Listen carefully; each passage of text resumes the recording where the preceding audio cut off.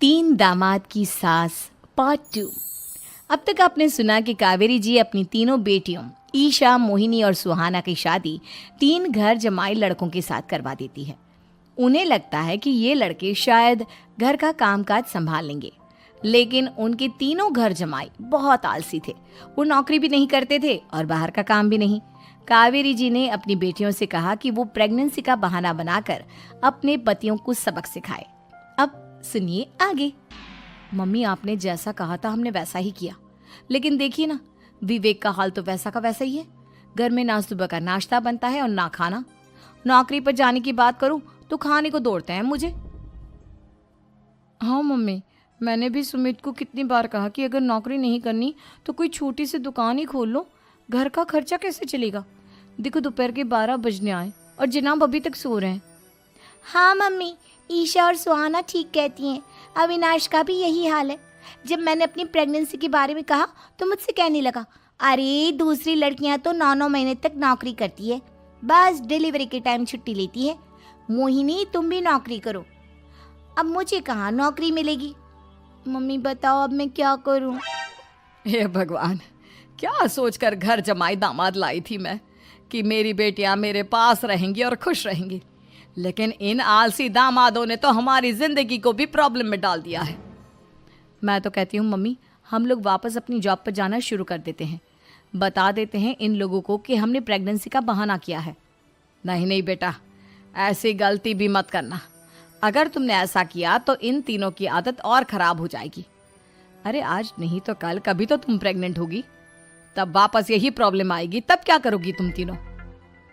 हाँ मम्मी, आपकी बात तो बिल्कुल सही है। इन लोगों को तो सुधारना ही पड़ेगा। लेकिन कैसे? अपने बच्चों के आने की खबर सुनकर भी इन लोगों पर कोई असर नहीं हो रहा। पैसे कमाने के लिए घर से बाहर निकलना ही नहीं चाहते ये तीनों। अब मेरे दिमाग में एक प्लान आया है। तुम तीनों चिंता मत करो, उन तीनों को बुलाओ, फिर मैं बात करती हूँ। थोड़ी देर बाद कावेरी जी अपने तीनों दामादों को सामने बुलाकर अपनी बात कहना शुरू करती हैं। अविनाश, सुमित और विवेक, देखो बेटा, मैं ना तुम तीनों से बड़ा प्यार करती हूँ, इसीलिए तो तुम्हें घर जमाई बना कर रखा है मैंने। अरे मम्मी जी, सीधे सीधे कहिए ना, क्या बात है। प्यार तो हम भी आपको बहुत करते हैं। अरे मम्मी जी, आपकी इज्जत भी बहुत करते हैं। अरे भाई, आपके जैसी सास और कमाने वाली बीवी सबको मिलती है क्या? हाँ मम्मी, विवेक और सुमित ठीक कह रहे हैं। आपकी बेटी से शादी करके मेरी तो ज़िंदगी ही अच्छी हो गई है। जानती हूँ मैं, और ये भी जानती हूँ कि तुम तीनों अपने अपनी बीवियों से बहुत प्यार करते हो। बेटा, बात ऐसी है कि हमारे कुल गुरु ने कहा है कि प्रेग्नेंट होने के बाद मेरी तीनों बेटियाँ शुरू के 4 महीने हमारे गांव में जाकर रहेगी, जहाँ मेरे चाचा जी रहते हैं। अरे लेकिन क्यों मम्मी, गांव में जाकर रहने की क्या ज़रूरत है इन तीनों को। वो क्या है ना बेटा, हमारे परिवार को एक श्राप है। अगर मेरी बेटियों ने यहाँ पर बच्चा पैदा करने की कोशिश की तो उनके बच्चों को कुछ भी हो सकता है। इसलिए अब से लेकर 4 महीने पूरे होने तक इन्हें गांव वाले घर में रहना पड़ेगा। हाँ तो इसमें प्रॉब्लम क्या है मम्मी जी? हम भी वहाँ जाकर रहेंगे, पिकनिक मनाएंगे।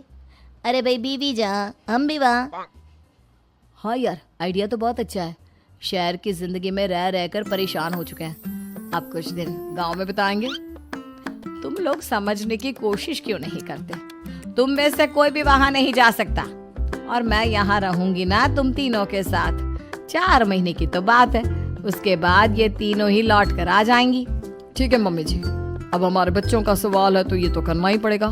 कावेरी अपनी तीनों बेटियों को कुछ दिन के लिए घर से बाहर कहीं दूसरे शहर में रहने के लिए भेज देती है। कुछ दिनों के बाद, अरे मम्मी जी, बहुत दिन से पिज्जा नहीं खाया, मंगवाइए ना। क्या बताऊं बेटा, पहले तो बेटियां खर्चा दे देती थी क्योंकि उनकी नौकरी थी, लेकिन अब तो मेरे पास पैसे ही नहीं बचे। थोड़े बहुत पैसे हैं जो बच्चों की डिलीवरी में काम आएंगे। लेकिन मम्मी जी, आपकी बेटियों को वापस आने में तो अभी बहुत वक्त बाकी है। वही सोच सोच कर परेशान हो रही हूँ। सोच रही हूँ कल से दूध भी बंद करवा देती हूँ। अब दूध वाले को देने के लिए पैसे भी तो नहीं है ना। अरे नहीं नहीं मम्मी जी, अगर दूध भी बंद करवा दोगी तो मुझे चाय कहाँ से मिलेगी? और चाय के बिना मैं तो मर ही जाऊंगा। क्या करूं बेटा, इसके अलावा हमारे पास कोई ऑप्शन नहीं है, मेरे पास पैसे ही नहीं बचे। इस तरह कावेरी जी धीरे धीरे अपने तीनों दामादों को पैसे देना बंद कर देती हैं और घर में खाने पीने की चीजें लाना भी बंद कर देती है। अब वो तीनों बुरी तरह से परेशान होने लगे थे और इसलिए एक दिन तीनों प्लान करके घर से बाहर निकलते हैं और बाजार में जाने के बाद, यार अच्छा खाना खाए हुए कितने दिन हो गए, पता नहीं कब अच्छा खाना मिलेगा। हमारी बीवियों के जाने के बाद तो हमारी हालत भिखारियों जैसी हो गई है यार। कुछ भी हो, मुझे तो आज पिज्जा खाना ही खाना है। जेब में 1 रुपया नहीं है और पिज्जा खाएगा, कहाँ से आएंगे पैसे? अरे देख वहाँ सामने बोर्ड पर क्या लिखा हुआ है, कंप्यूटर पर काम करने के लिए एक आदमी की आवश्यकता है। भाई मैं तो जा रहा हूँ, काम करूँगा और शाम तक पैसे लाकर आराम से पिज्जा खाऊंगा। जा जा, तुझे कोई काम नहीं देने वाला, हम तो घर जा रहे हैं। चल भाई सुमित।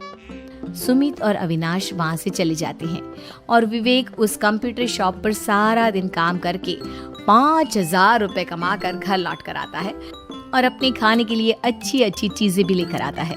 ये देखकर विवेक और सुमित के दिल में भी कुछ पैसे कमाने की इच्छा जागती है। अरे सुबह सुबह कहाँ चल दिए तुम? मम्मी जी एक बहुत अच्छी जगह मिली है, कंप्यूटर पर काम करने के 5,000 मिले थे कल मुझे। अगर रोज काम करूंगा तो पूरे 40,000 की तनख्वाह। अरे वाह, ये तो बहुत अच्छी बात है दामाद जी, आपको जाना ही चाहिए। सुमित और अविनाश विवेक को इस तरह तरक्की करते देखकर परेशान हो जाते हैं और वो दोनों भी काम की तलाश में निकल पड़ते हैं। धीरे धीरे उन दोनों को भी काम मिल जाता है। अब कावेरी के तीनों दामाद छोटी मोटी नौकरी करके अच्छा पैसा कमाने लगे थे। एक दिन कावेरी उन्हें अपने पास बुलाती हैं। अरे वाह, विवेक 40,000 कमा लेता है,